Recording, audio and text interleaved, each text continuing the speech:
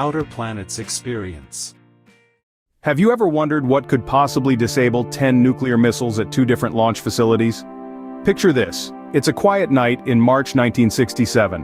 Our protagonist, a seasoned officer at the US Air Force, is on duty, overseeing a formidable arsenal of 10 nuclear warheads. Suddenly he receives a call from his guards. They're frantic, reporting strange lights in the sky, lights that are performing extraordinary maneuvers, stopping dead in their tracks, reversing course, outclassing any known aircraft. He dismisses these reports initially, attributing them to nerves or perhaps an overactive imagination. But then, the phone rings again, the guard's fear palpable in his voice. This time he reports an orange-red oval-shaped object, hovering ominously above their facility. Our protagonist can't help but feel a chill run down his spine. Little did he know, this was just the beginning of an unforgettable night.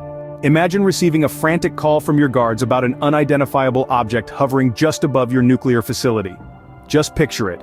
You're in command at a nuclear missile site and the phone rings. It's your guard, his voice trembling with fear, reporting an astonishing sight.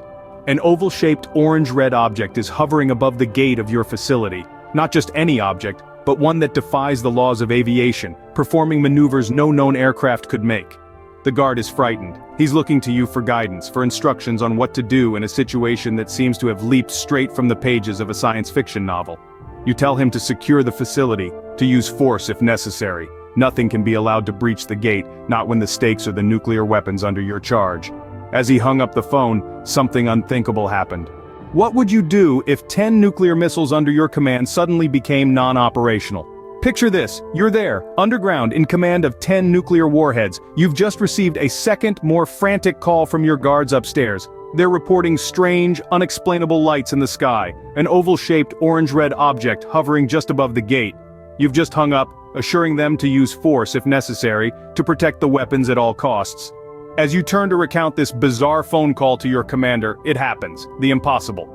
All 10 nuclear missiles under your command dive into an inoperable condition. A state we refer to as no-go, meaning they could not be launched. We lost all 10 of them, while this inexplicable object continued to hover above us. Can you imagine the disbelief, the shock, the sheer incredulity of the situation? But it doesn't end there. You report this to the command post, and they relay the chilling fact that a similar incident had occurred at another site just a week earlier. 10 more missiles rendered inoperable, with the same strange object reported in the vicinity. Suddenly you're not just dealing with a singular, isolated incident. This is more than just a coincidence, it was a pattern. These were not just random malfunctions, but seemingly deliberate actions, synchronized with the appearance of these unidentified objects. A pattern that begs the question, what was really happening at these sites? What if you were told to keep silent about an incident that defies all known explanations? Imagine, if you will, a truth so inexplicable, so unsettling that you are bound by oath and fear to bury it deep within your psyche.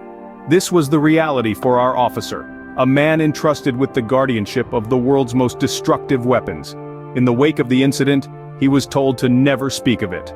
Not to his comrades, not to his family, and certainly not to the public. As a testament to the severity of this command, he was made to sign a document, a pact of silence, to ensure that the bewildering events of that night would remain forever cloaked in mystery.